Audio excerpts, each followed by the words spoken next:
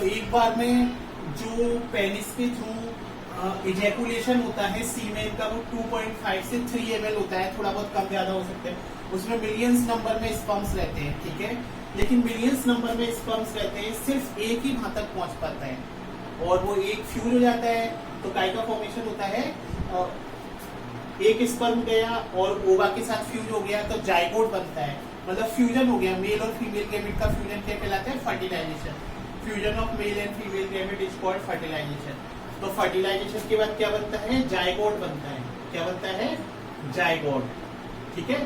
तो male gamete का number n था, फीमेल गैमेट का नंबर भी n था। n का मतलब क्रोमोसोम का एक सेट होता है 23 क्रोमोसोम, और 23 उसमें थे, तो जाइगोट का नंबर कितना हो गया? 2n, यानी 46 क्रोमोसोम हो गए।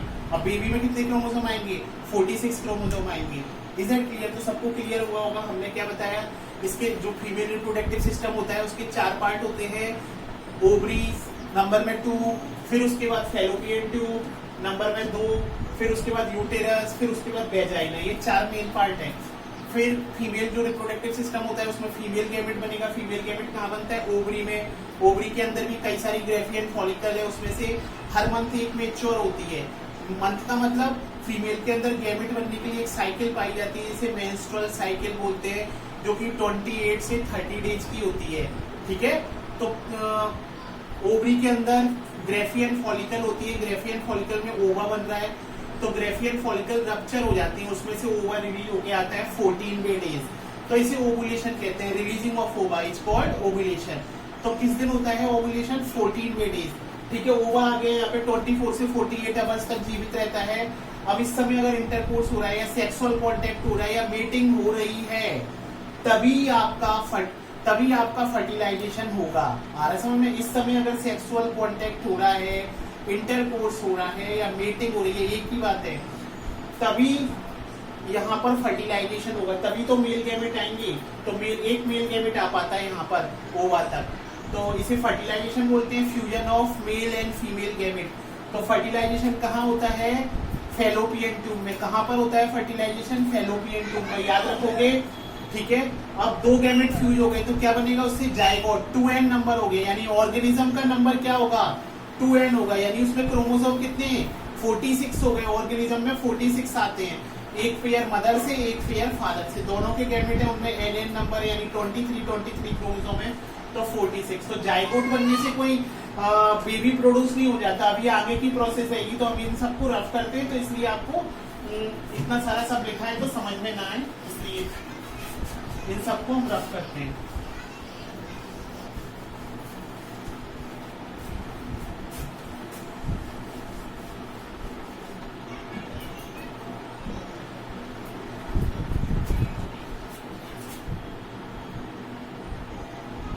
तो ये फीमेल गैमेट था, यहाँ पर एक स्पर्म आ गया, ठीक है। तो क्या बन गया? जाइगोट बन गया। अब जाइगोट में क्या होता है? डिवीजन होता है। डिवीजन का मतलब इसमें सेल डिवीजन होता है, तो एक मल्टीसेलुलर बॉल लाइक स्ट्रक्चर बन जाता है, मल्टीसेलुलर बॉल, जिसे क्या कहा जाता है? ब्लास्टोसिस्ट। क्या कहा जाता है? Blastocyst. Is that clear? Multicellular ball like structure, इसको ब्लास्टोसिस्ट या एम्ब्रियो, या इसका नाम है एम्ब्रियो। Is that clear? तो मल्टीसेलुलर बॉल लाइक स्ट्रक्चर बन जाता है, जिसे ब्लास्टोसिस्ट या एम्ब्रियो कहते हैं। अब ये ब्लास्टोसिस्ट या एम्ब्रियो आता है यूटेरस में। कहाँ आता है? यूटेरस में। और ये ब्लास्टोसिस्ट यूटेरस से एडियर हो जाता है। ये ब्लास्टोसिस्ट या एम्ब्रियो, ये ब्लास्टोसिस्ट क्या हो गया? एडियर हो गया, यानी चिपक गया। किससे? यूटेरस है ये, यूटेरस की बॉल से। किससे चिपक गया? यूटेरस की बॉल से। आ रहा है समझ में? तो इसमें अगर हम बात करें, इसमें लगभग 1 वीक का टाइम लगता है, ठीक है। ये जो ब्लास्टोसिस्ट का यूटेरस में आके एडियर होना, अटैच होना, इसमें कितना टाइम लगता है? 1 वीक का टाइम लगता है। आ रहा है समझ में? तो attachment of blastocyst to the uterus wall is called implantation. Attachment of blastocyst, attachment of attachment of blastocyst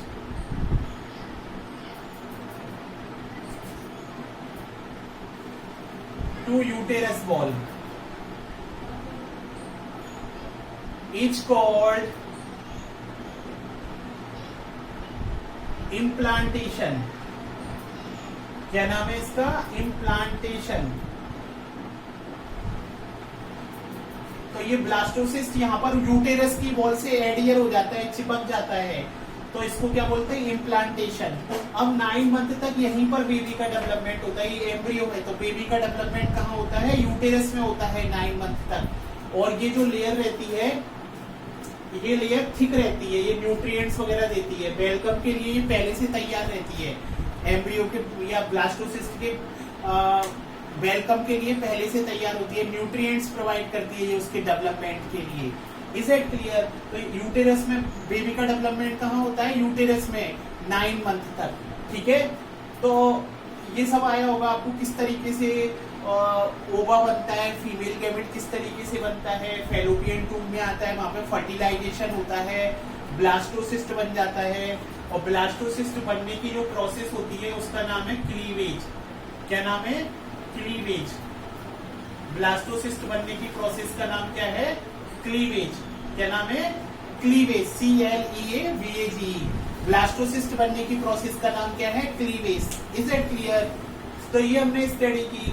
आप ये समझ गए कि जो जाइगोट हुआ उसमें डिवीजन हुआ किस प्रोसेस के थ्रू? क्लीवेज. उस प्रोसेस का नाम क्या है? क्लीवेज. तो डिवीजन के थ्रू क्या बनता है? Multi cellular ball like structure, जिसे ब्लास्टोसिस्ट कहा जाता है या फिर एम्ब्रियो कहते हैं. तो इसको लगभग 1 वीक लगता है. कहाँ पर? यूटेरस में आने पर. और इसका अटैचमेंट हो जाता है यूटेरस की वॉल से. इस अटैचमेंट को इम्प्लांटेशन कहा जाता है. अगर किसी कारण से अटैचमेंट नहीं होता है तो फिर वो बेबी का डेवलपमेंट नहीं होता, वो वेजाइना के थ्रू बाहर निकल जाता है. ये ब्लास्टोसिस आ रहा समझ में? इसलिए अटैचमेंट या इम्प्लांटेशन होना जरूरी है. 9 मंथ तक बेबी यहीं पर डेवलप होता है. अब ये जो एम्ब्रियो है इससे अदर पार्ट्स का डेवलपमेंट स्टार्ट होगा. ठीक है, अदर पार्ट्स का डेवलपमेंट स्टार्ट होगा. तो सबसे पहले काय का डेवलपमेंट होता है? 3rd week. इससे क्या होता है? सबसे पहले क्या होता है? एम्ब्रियो की लेयर बनती है. जो एम्ब्रियो है इससे 3 लेयर बनती है. कौन कौन सी? एक्टोडर्म, एंडोडर्म और मीजोडर्म. 3 लेयर बनती हैं. ओके, एक्टोडर्म, एंडोडर्म और मीजोडर्म. ठीक है, अब जब इसका 3rd वीक हो जाता है तो 3rd वीक में सबसे पहले जो ऑर्गन डेवलप होते हैं, ऑर्गन जो सबसे पहले ऑर्गन डेवलप हो रहे हैं उसका नाम है न्यूरल ट्यूब और नंबर 2 स्पाइनल कॉर्ड. ये दोनों डेवलप होते हैं. स्पाइनल कॉर्ड ये समझ के न्यूरल ट्यूब ब्रेन वगैरह का डेवलपमेंट होता है. तो 3rd वीक में सबसे फर्स्ट ऑर्गन का डेवलपमेंट होता है neural tube and spinal cord. Is it clear? तो ढंग से आपको समझ में आया होगा कि किस तरीके से ये जो हमने बताया पोस्ट फर्टिलाइजेशन चेंजेस थे. फर्टिलाइजेशन के बाद क्या क्या होता है?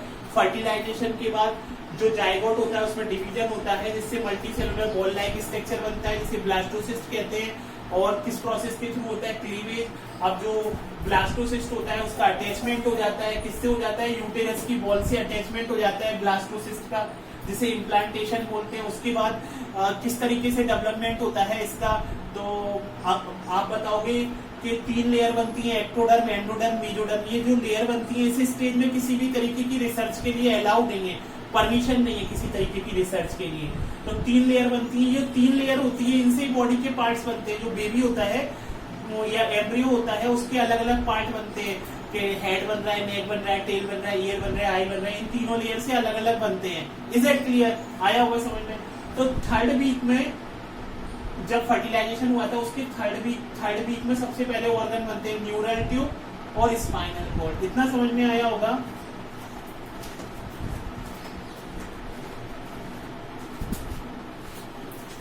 ठीक है, अब अभी आपको और बता देते हैं तो पूरा हो जाएगा. अभी छूटेंगे तो ये रफ करते हैं, फिर उसके बाद यहीं पे बताते हैं.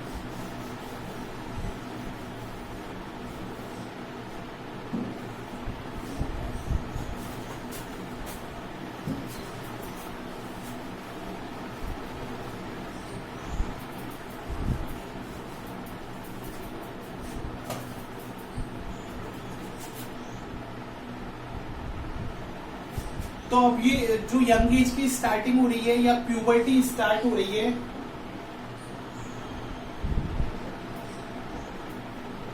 ठीक है, प्यूबर्टी, तो beginning of menstrual cycle,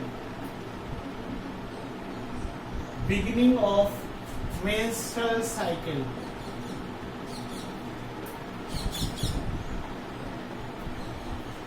beginning of menstrual cycle is called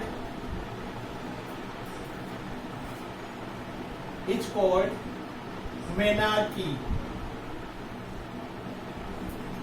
क्या बोलते हैं? मेनार्की. मेंस्ट्रुअल साइकिल की स्टार्टिंग को मेनार्की और ending of menstrual cycle, short में लिख दिया हमने, एंडिंग ऑफ मेंस्ट्रुअल साइकिल, उसे क्या बोलते हैं? मेनोपॉज. ठीक है. मेंस्ट्रुअल साइकिल स्टॉप कब होती है? 50 ईयर, अप टू 50 ईयर. और ये अप्रोक्सीमेट है, किसी में थोड़ा पहले भी स्टॉप हो सकती है, किसी में बाद में भी हो सकती है. तो मेंस्ट्रुअल साइकिल स्टॉप होने का मतलब है कि लेडी फर्टाइल नहीं रहती, मतलब बेबी को प्रोड्यूस नहीं कर सकती 50 ईयर के बाद, या जब भी उसकी मेंस्ट्रुअल साइकिल स्टॉप हो गई है. कि अप्रोक्सीमेट है 50 ईयर, किसी में थोड़ा पहले भी बंद हो सकती है मेंस्ट्रुअल साइकिल, किसी में बाद में भी बंद हो सकती है. तो गैमेट बनना बंद हो जाएंगे, ओवा बनना बंद हो जाएंगे, तो फर्टिलाइजेशन किसके साथ होगा? तो फिर लेडी बेबी को प्रोड्यूस नहीं कर सकती, यानी उसमें फर्टिलाइजेशन नहीं होगा, फर्टिलिटी नहीं रहती, मेंस्ट्रुअल साइकिल उसकी स्टॉप हो जाती है, उसे मेनोपॉज कहा जाता है. और बिगिनिंग को मेनार्की कहा जाता है. याद रखेंगे. तो menstrual cycle stops up to 50 year age, उसे मेनोपॉज, और स्टार्टिंग को मेनार्की. याद रहेगा. फिर उसके बाद है गेस्टेशन पीरियड. कौन सा पीरियड है? Gestation period.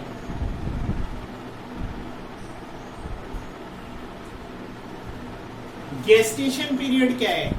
जब से फर्टिलाइजेशन हुआ उसके बाद जो 9 मंथ का पीरियड है, जब तक बेबी पूरी तरीके से डेवलप होता है, वो जो पीरियड रहता है फर्टिलाइजेशन से लेके, यानी जब से उसने कंसीव किया और तब तक का पीरियड जब वो यंग वंस को बर्थ देता है, यंग वंस यानी बेबी को बर्थ देता है, वो पीरियड क्या कहलाता है? Gestation period. तो it will start from conceiving up to pregnancy period, या up to development of young ones, या fully development of young ones is called gestation period. तो ये 280 वीक का पीरियड रहता है. कितना रहता है? 280 वीक, या फिर 9 मंथ, ये तो पता ही है आपको. आ रहा है समझ में?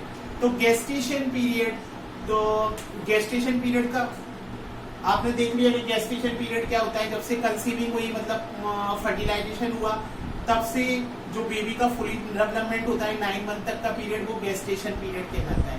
Is it clear? उसके बाद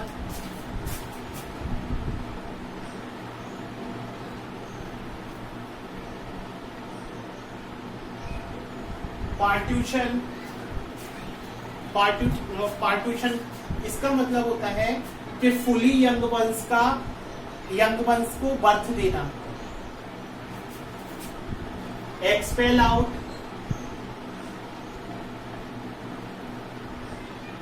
fully young ones,